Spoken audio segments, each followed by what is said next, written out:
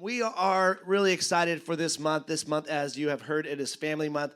We are probably one of the very few churches in America, and there's like 400,000 of them, that actually every single year are committed and dedicated to dedicating an entire month to making sure you and your family are doing everything possible to live within God's guidance and direction and principles, and making sure that you're building healthy relationships with each other. And so I don't know if your family is anything like mine, but my family is very broken, and we are constantly working really hard to get along. I grew up with 4 sisters. Yeah. See, I don't even say anything anymore. 4 sisters. One that's supposed to be older. Physically, age-wise, she is older. Mentally, oh my goodness, she is a lot of work. I'm just kidding. She's here, so I don't want to say too much about her. And so anyways, but yeah, as families, it's been very, it's hard to stay connected. It's hard. It's a lot of work to keep a healthy relationship. And so we know that. We know that it's not easy, but we do know that it's a goal. And I know for my family, I want my kids to stay connected, and I want my kids to get along, and that when mom and dad are not in their lives anymore and they're making decisions all by themselves, that they would choose to hang out with each other. That would be an amazing goal for me as a father, to see my kids enjoy their company and building relationships. And so that's not easy. I've already had a lot of conversations with people, and this month has been challenging to you with restoring some of those relationships. And this month has been encouraging to many of you with engaging in some of those relationships that you've already established. And so wherever you are, if this is your family and this is your spiritual journey, then great. At the end of the day, we know that it takes work and effort and intentionality to building a healthy relationship with God and a healthy relationship with those in our lives that we love. And so we've been digging into this series called Magic Words. And magic words are just a guidance to biblical principles on helping us to keep strong relationships with God and strong relationships with each other. And we know that that words have, through last week's message, and if you missed it, all of our messages are on our South Hills Costa Mesa YouTube, also on Church Center app, on past messages. But last week we dove deep into how words were given the power to create. And we learned how God used words to create the world, to create you, to create the land and the water and the sea and the animals. So words were given the power to create. They can create life, or they can also destroy life. They can build relationships and make them healthier and stronger, or those same words putting together in a combination can also destroy relationships. And so last week was really, digging into how to make sure that our words are intentional with building healthy relationships and encouraging relationships. And so today what I want to do is I want to dive deeper into another factor that often destroys relationships. And many of you may not know this and have probably come across it in one way. And some of you have probably had a relationship that ended in what we're going to talk about today. And here's what that relationship did. And here's what that person did that ultimately ended the relationship with you. They felt like they had the upper edge. They felt like they were smarter. They felt like they were wiser. They felt like they were wealthier. They felt like they were better than. And often, those 2 words that describe a behavior, that describe a mindset, that describe actions, those 2 words, better than, Caleb, can you go back, please? Those 2 words, better than, ultimately don't just refer to as a description of what better than is, but it's a mindset and a attitude that comes behind it. And what it is a word called entitlement. And entitlement is this. Great job, Caleb. My son Caleb back there killing it with the slides today, huh? All right, buddy. And so entitlement is believing you deserve better because you are special. And you are due. Now, I don't know about you, but I grew up thinking I was special. And with 4 sisters in the household, they actually did make me feel special. I really never starved. I had a Hispanic mother and 4 Hispanic sisters. And so I really had, I was fed all the time, and I was taken care of all the time, and my room was always clean. And I was like, This is so great. What a wonderful world I live in. I am just so special. But what that ends up doing is it ends up creating an unhealthy mindset of thinking like you deserve to be treated this way. And then you marry a white girl, and then you find out you're not as special as you think you are. And then it's just like, what happened? I grew up in a Hispanic household thinking I was special, and my family made me feel special. But then all of a sudden it changes. So anyways, the better than mindset is believing that you deserve something, right? Believing that you it's due to you. And unfortunately, if we're honest, now the only way to really have this word of God and the scripture and the local church be impactful to your life is if you're honest with yourself. Okay, so let's be honest with ourselves. Have you ever felt like you actually deserved something? Have you ever felt like you deserved more? Is there anyone in this room or even online that you've ever felt like you deserve more? And I'll go first, since obviously I have the microphone. And so I've actually many times have thought I deserve more. That word more actually is something I struggle with a lot because I'm always searching for more. And there's been many times where I've been driving on the road in my family SUV with no bling to it. But it's driving, so I'm grateful for it.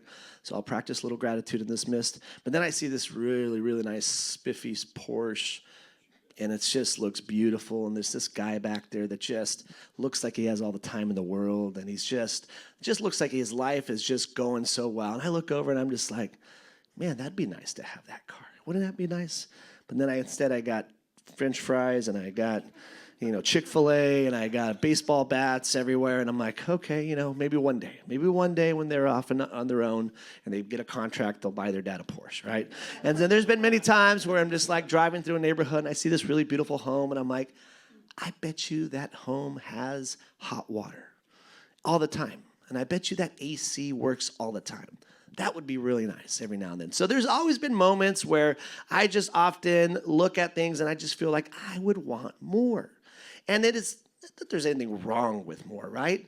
And it's good to dream and it's good to have ambitions, but at the end of the day, when you start to believe that you deserve more and that everyone around you should be doing everything possible to give you more, and that once people are not doing more for you, then it starts to create an unhealthy behavior and mindset in yourself. And so this is what I want to dive into today, because if we're honest with ourselves, there's often many times where we feel like we deserve more and we want more and it's due to us, and then we often fall into this trap. And so here's a few examples. At the surface level in people's lives, there's this entitlement that often people get unhealthy with. They decide what to do based on what's in it for them. And often they choose not to partake in whatever activity if it's not beneficial to them. So there's an entitlement that's an unhealthy behavior. If you just start to look at everything on, okay, I'll do this if it's there's something that's in it for me, all of a sudden life becomes about you. And that's a problem. Here's another example. Want what others have without doing what others have done. The guy with the Porsche probably did something or was given a family that I wasn't given. Anyways, want what others have without doing what others have. So that's an issue. If I start to want what others have without wanting to do what they had to do to get it, that's a problem, right? If I just start to believe I deserve this because you have it, not because I'm going to do something about it. The other one is feel like the rules don't apply to them. This is an entitlement issue. If you are walking around the world thinking these are great rules and laws for everybody, but not for me because I don't do the rules thing. And I don't know anything about that because I'm a really good rule follower. Sarcasm, FYI. And so it's like it really is a issue if you think rules apply to everybody except for yourself. That is a problem in behaviors and relationships, more important. Another example is believe what they want you to do is more important than anything else you need them to do. If all of a sudden my agenda becomes the most important agenda in the room, that's a problem. Now, I don't know if you're anything like myself, but maybe maybe one or two of these might have resonated with, yeah, I can see how that applies to me. If you're being honest, right? If you're being honest, it's like I can see that often I enter into the room thinking, this day deserves to be about me, or this moment deserves to be about me, or there's a desire that I want that I really don't care what everyone else wants. This is what I want. And often those behaviors can really ruin relationships. Now, if you're sitting here and you've listened to all these examples and you're thinking like, oh my gosh, none of those apply to me. I can't think of any moment where I'm just constantly thinking about others and constantly trying to figure out how can I impact and make other people's lives better. I have a scripture for you. Proverbs 11:2 says, pride leads only to shame. Okay? Pride leads only to shame. It is wise to be humble. It is wise to look into your heart, into your life, and into your relationships and ask the question, is there anything in my life where I often make it about me when I really can do an effort to make it about someone else? Is there anywhere in my life?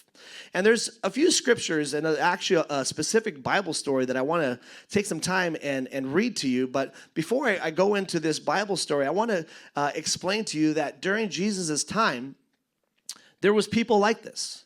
There was a group of people who believed they were better than. There was a group of people who believed they were smarter than. There was a group of people who believed they were wealthier than. There's a group of people who dressed better than others. There's a group of people who walked around believing that they truly were better.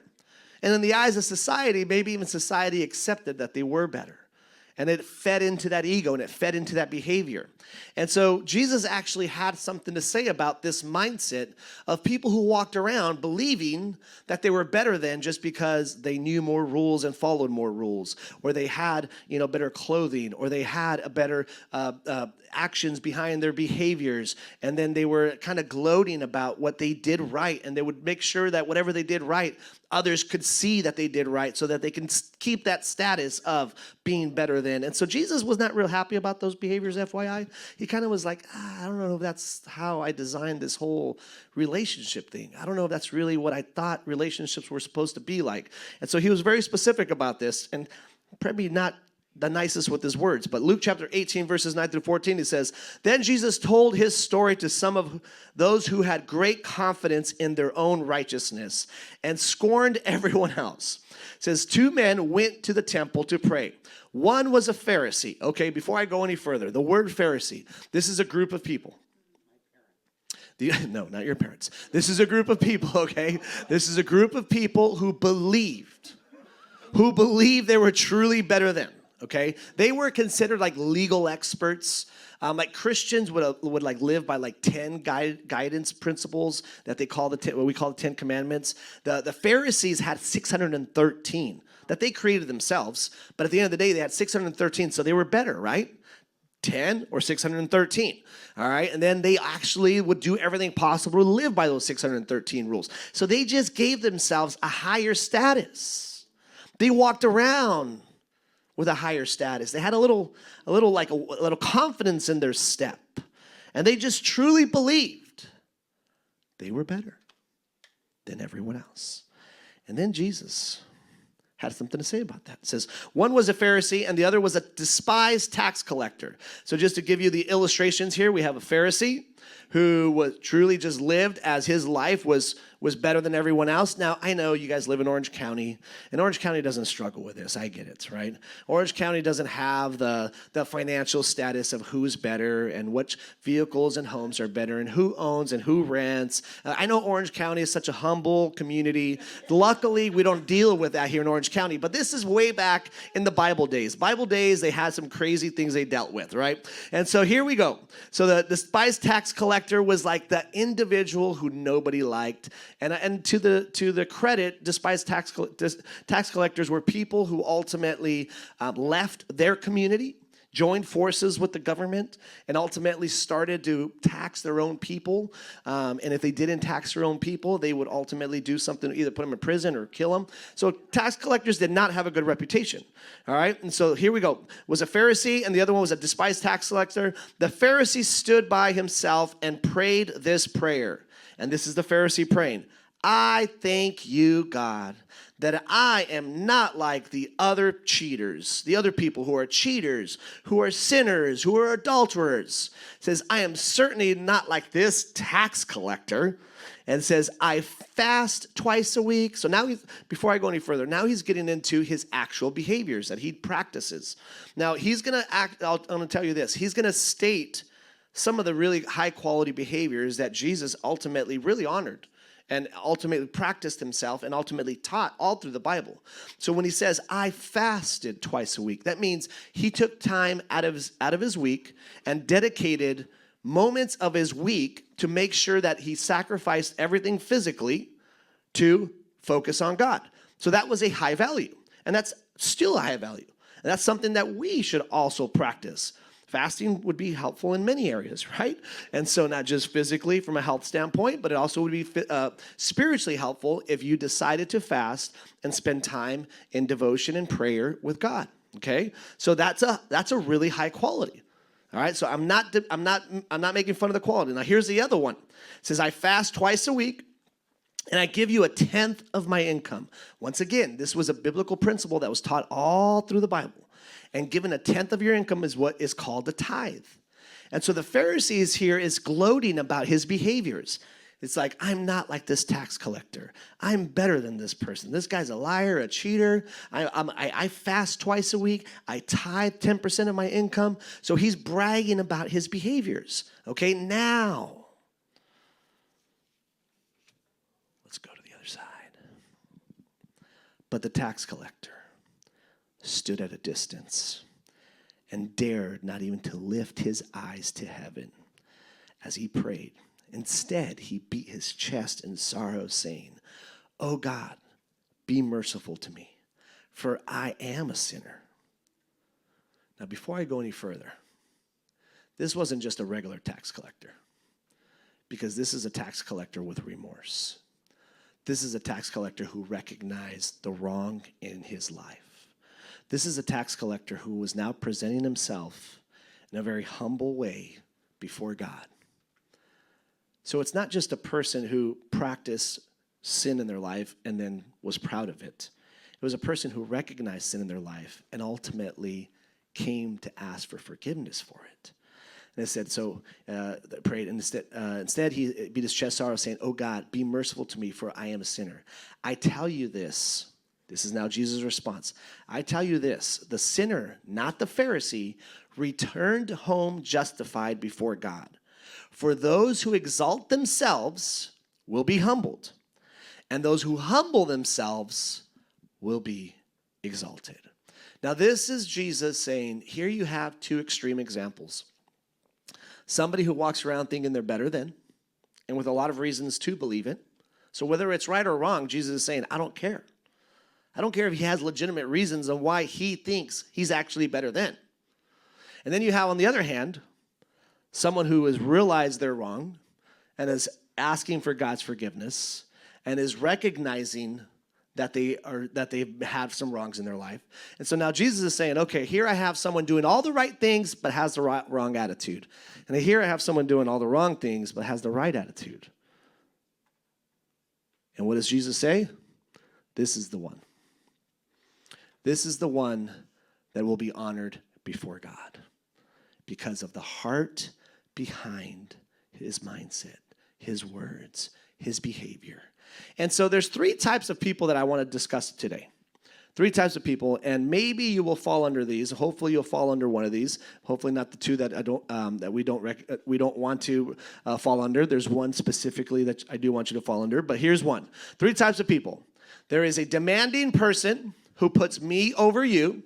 This is someone who just, believes they deserve more and believes that they should have, better, even if they're not willing to go through the steps to get it, right? There's a demanding person just because of who they are, how they were born, what they were born into, what they currently possess. Okay, now the other person is a doormat person.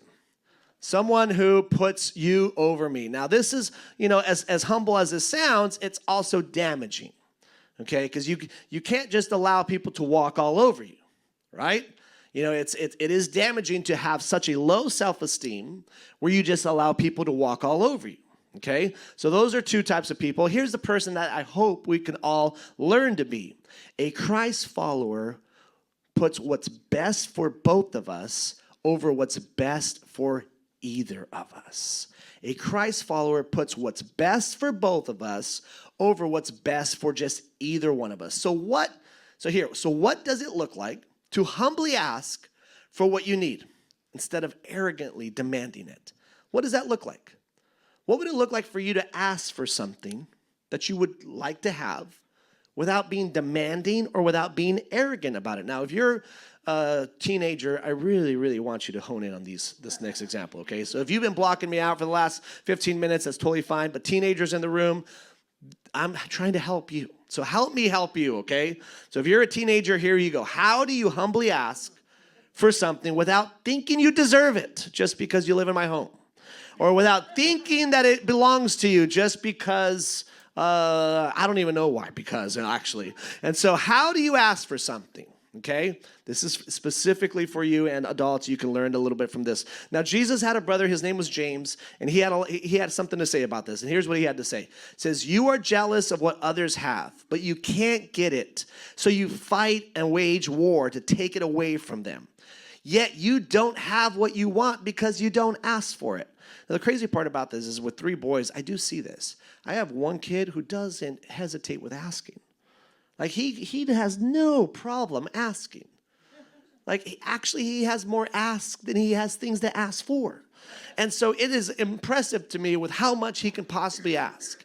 And then I have another one that's kind of like sits in the middle, and kind of, does do a good job with the amount of appropriate ask. And then I have one who really doesn't ask for much. And the sad part about this, I'm just being very honest with you. I'm a human father. Who do you think has the most? The one that asks the most. Now, does he deserve it? No, he doesn't deserve it. But he is not afraid to ask. And then I, as a father, have to be like, this guy's constantly asking for everything. What about the poor guy that's never asking for anything? How about that guy, right? So I, as a father, have to manage that. But I will be honest with you, as a father, and having 3 examples, the one that has the most is the one that's constantly asking, even when he doesn't deserve it. Okay, so here's what James is saying. It says, you often don't have because you don't ask for it. It says, and even when you ask, you don't get it because your motives are all wrong. You want only what will give you pleasure. Now, here is the power behind this scripture. How you ask is as important as what you ask for. How you ask is just as important as what you're asking for. Because often I will get one of my kids who asks me for something, and I hear what they're asking for, and I think like, yeah, you should have that. But the way they present it, it's like, you know what? Yeah, you should have it, but I don't like the way you asked. So the answer is no. And it's like, well, I need it. I'm like, I agree with you. You do need it.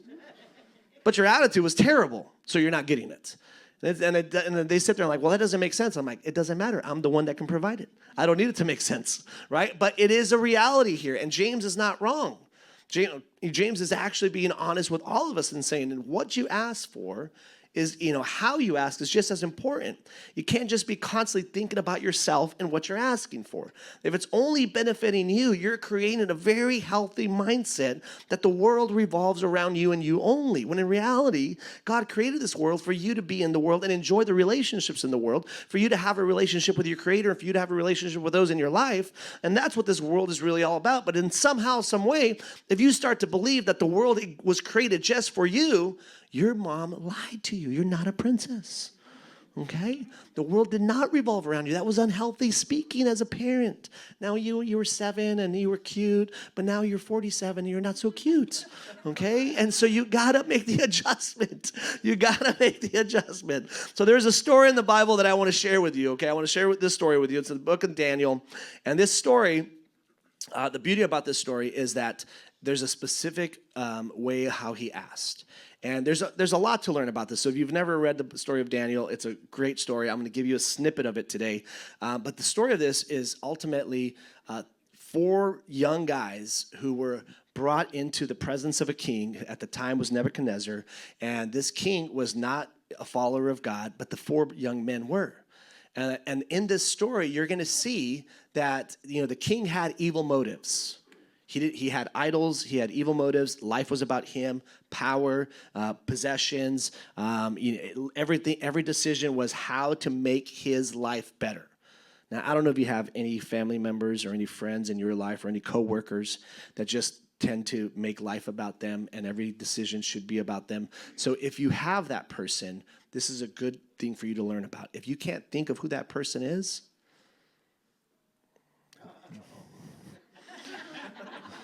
I mean, there's one in every group. It's just want to let you know.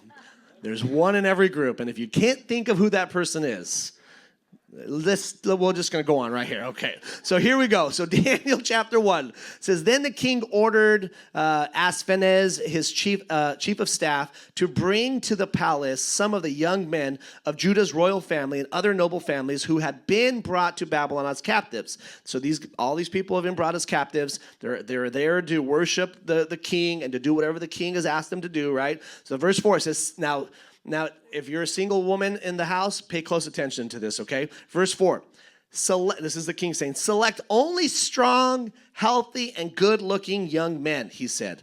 Now, this is the king with high standards. So if you're a single woman, this is a great example for you to have in your life. Select only strong, healthy, and good-looking young men. Don't lower your standards, is what the Bible's telling you, ladies. All right, it says, he said, make sure they are well-versed in every branch of learning and gifted with knowledge and good judgment, and are suited to serve in the royal palace. Train these young men. The king assigned them a daily ration of food and wine for his own kitchens. It says they were to be trained for 3 years, and then they would enter royal service. But Daniel was determined to not defile himself by eating the food and the wine given to them by the king. He asked the chief of staff for permission to not eat these unacceptable foods. So let me just give you the quick version here. Here's what the quick version is. Daniel and his friends really served God and honored God, and ultimately served God and honored God also with what they put into their body. So they had a very strict, healthy diet. Actually, there's been many churches and a lot of health diets have been created called the Daniel diet or the Daniel fast. And so this is a moment in history where not only is these individual young men showing their loyalty to God, they're also showing how they took care of their bodies. And they were so devoted to taking care of their bodies that they weren't willing to sacrifice their own principles and values, because they truly believed how they took care of themselves was affecting their relationship with God and was affecting their relationship with others. And more importantly, their values of who they stood for. So there were some strong principles and some strong beliefs here. Okay, and so what ends up happening here is that, at the end of the day, what Daniel decided to do was he decided that he was not going to fall into this trap and was not going to sacrifice his personal beliefs. And then the king was like, okay, not happy about this. And then he ultimately ended up, threatening Daniel. And so before he did that, though, Daniel decided to have a conversation with the chief of staff, the guy that reported straight to the king. And so Daniel decided, like, okay, I don't want to defile my God and my body by what this king is asking of me. I know he's a man of power. I know he's a man of authority, but he's asking something that does not align with my principles and my values. And so he was left with 4 major decisions. He had 4 options in this situation. Here's what those 4 options were. Number 1, do I just make an exception and eat it? And this would be considered comply, right? So he had the option to comply because the king was a king of power. Number 2, do I say nothing and throw it away? So this would be avoid.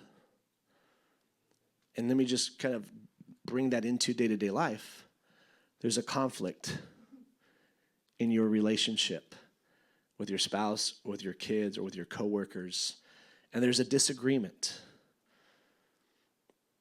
And you can have a conversation with that individual, or you can just pretend it's not there and avoid it. Now, I'm just going to be honest with you. I've been around a lot of conversations. Avoiding becomes the natural reaction, not the healthiest choice. It is a natural reaction because we don't like conflict. But it isn't the healthiest choice, and you're about to see why. Okay, so number one, Daniel has the option: do I just make an exception and eat it, comply? Do I say nothing and throw it away, avoid the whole situation? Number three, do I insist on them doing it my way, saying, hey, everybody should do it the way I do it, and start to demand? Or number four, do I humbly share my perspective and ask for what I want, which is called request? These four choices are choices that you and I deal with on a regular basis with the relationships in our lives. Whether it's a relationship with our spouse, whether it's a relationship with our children, whether it's a relationship with our friends, whether it's a relationship with our employees or our employer, our coworkers, our neighbors, the restaurant server that you asked for, you asked for a specific, item and it didn't come the way you wanted it. So do you comply? Do you avoid? Do you demand? Or do you humbly request, right? And so these four things were not just something that Daniel dealt with thousands of years ago. These four things are the same things that we today deal with thousands of years later. And I say this every single week, and I'll continue to say it. When you come to South Hills, you're not just going to hear amazing godly principles. You're going to hear stories that were impactful thousands of years ago that are still impactful today to your day-to-day life. Daniel faced these four decisions in his moment. You are constantly facing these four decisions. You are constantly running into having to make these decisions. Do I just comply with everyone else because everyone else is doing it, even though I don't agree with it, even though I have different principles, even though I have different guidance? My boss wants me to work on Sunday, and I just, I kind of like to go to church on Sunday. It's really helpful to me. Do I comply? Do I avoid the conversation and just do what he says? Do I demand to have my Sunday morning off because this is important to me? Or do I have a humble request towards it? Maybe, your spouse, is the decision maker with your finances, and they're making all the decisions and not even having a conversation with you. What do? Do you comply? Do you avoid the conversation? Do you demand to be a part of the conversation? Or do you have a humble request in that conversation? I don't know what your situation is. Maybe it's your neighbor that's having ragers on Friday nights. And, you'd like to sleep by 10 o'clock because you're like me. 10 o'clock is bedtime. And you can't sleep. And so you can, comply and just go with it. You can avoid the situation, pretend it's not existing. Or you can go over there, knock on their door in your underwear and say, I'm ready for bed. Like, I'm going to demand you turn the music off, or I'm going to call the cops. Or you can have a conversation with them the next day and have a humble request. Whatever your situation is, you insert the day-to-day life that you deal with.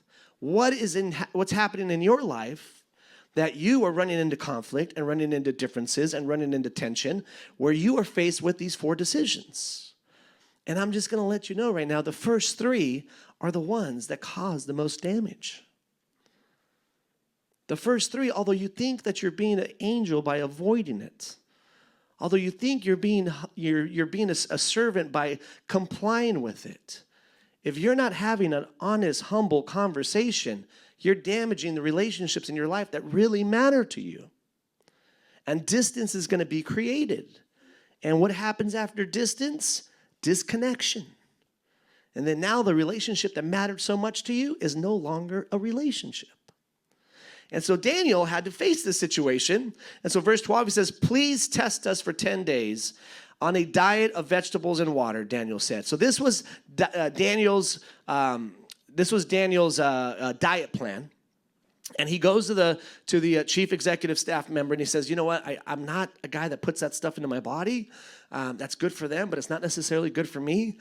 I'm gonna say, please, can you just let me eat what I eat for 10 days? And then after 10 days, you can make the decision of which example do you want?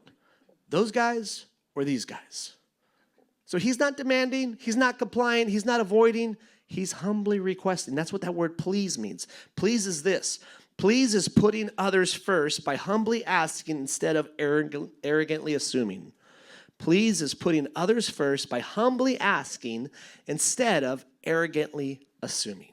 Now, I'm just going to be honest with you. I am the senior pastor of this church. I have 11 campuses. I have campus pastors, all who report to me. I have a board that ultimately I'm a part of that oversees this entire church. I have staff members and support staff from all kinds of different campuses and preschools. And there's a lot of people under my supervision. I can be very demanding. I can show up to any campuses and tell them, this is what I need you to do, this is how I need you to do it, and this is how fast I need you to do it. I can't do it. But that's not how I build a relationship with my staff. And it's not the type of church I want to belong to. Even though I have the power and authority to use my power and authority, I choose to still use the word please.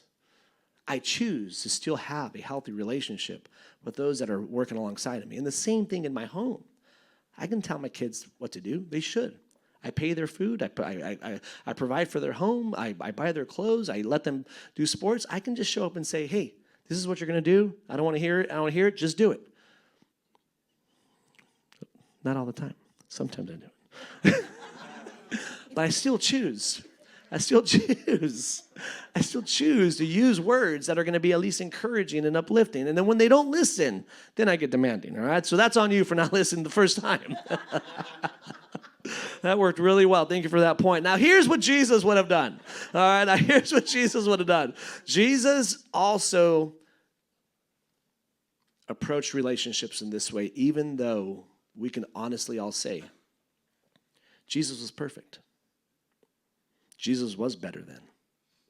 If there's anyone that we can all point to and say, this person had it all together, did no wrong, had every action to model, was Jesus.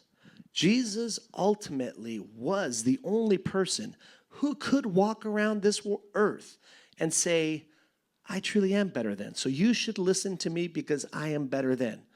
But yet, even though he was better than, he never used that to connect with people. And you know what was also fascinating to me with Jesus' story? There's a lot of things that are fascinating to me with Jesus' story, and I feel like there's always going to be something fascinating. But this is what was fascinating to me with Jesus' story. Not only was he the only person who can truly say, I'm better than, you should listen to me because I have all the proof to back it up. One, he never did that. Two, even though he was not a sinner, sinners were still attracted to him. Even though he did not practice wrong and did not practice sin, those who did were still very drawn to him. When Jesus would go into a party, for some reason, sinners felt like they can be drawn to him. There's supposed to be a picture that comes up in this moment with Jesus at a party. There it is. Okay, so when Jesus would come to a party, he still had people that were drawn to him. He would have people that would come to him, that want to sit at his feet, that want to listen to his stories, that wanted to be healed by him, or that wanted to learn from him, that wanted to be encouraged by him. When Jesus, was in a room with a prostitute, the prostitute still at some point felt drawn to him, saw his glory, saw his mercy, saw his grace, saw his humility, and decided to pour expensive perfume on his feet. When Jesus saw a tax collector that nobody wanted anything to do with, that nobody wanted to be anywhere near around him, not only did he reach out to him, he went to his home. He went to his home and spent time with him and had dinner with him. So Jesus, not only was he someone who was sinless, had attracted sinners, he never used that as a way to connect. Jesus didn't make them feel wrong. He made them feel loved. Jesus didn't shame them. He gave them grace. Jesus didn't point fingers at them. He drew them in. And that is the power of the Jesus story. The power of the Jesus story is that no matter what you and I have done and the wrongs that we've done in our life, that Jesus is not going to stand above us and say he's better than. He's going to open his arms and draw us in. And he's going to love us, and he's going to show us grace, and he's going to show us mercy. And he's going to model that, not only him as the creator, but he wants us to model that in our relationships. To not be walking around like if we're better than whether we are or not. That's never, ever the point. The point is in how We approach the relationships with the attitude behind it. Now, if you have ever had someone who has said no to you, even when you use the word please, I have something to share with you. Often people say no, not because they want to punish you. It's because they want to protect themselves. They've been hurt before, and they're scared. And what's the way to get past that wall? Show them love. Show them encouragement. Show them loyalty. That works for me. I'll be honest with you. When people approach me and they're asking things of me, my first reaction is, how are you going to hurt me? How are you going to look me in the face and lie to me? How are you going to betray me? Those are my first reactions.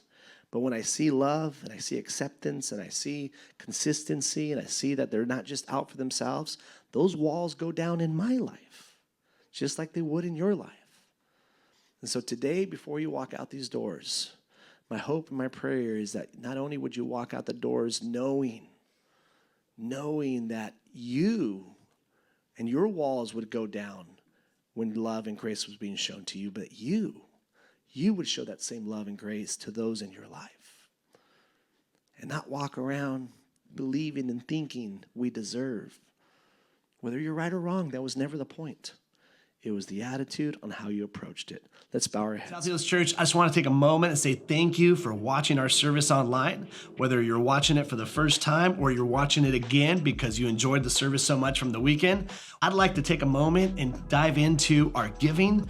Every week we give people the opportunity to give back and give to the local church so that God can continue to bless your lives and bless your finances. Here at South Hills, we believe that everything comes from God. We believe that He's the one that chose us and brought us into this world, gave us our gifts and talents and abilities. And I just want you to know that when we give, we are giving back what God has already given to us. If you've ever seen any of our envelopes at a South Hills campus, you'll see on there that it says, every week at South Hills, your generosity is giving people the opportunity to live a better story. And there's a scripture on there in Matthew chapter 6, verse 21 that says, where your treasure is, there your heart will be also. So I want to encourage you today to click down below and set up your giving, whether it's for the first time or whether you're doing reoccurring giving. We have 4 ways to give here at South Hills. 1, you can do it in person at any of our campuses through an envelope. Or 2, you can actually text any amount that you would like to 84321. And the 3rd way is to download our Church Center app.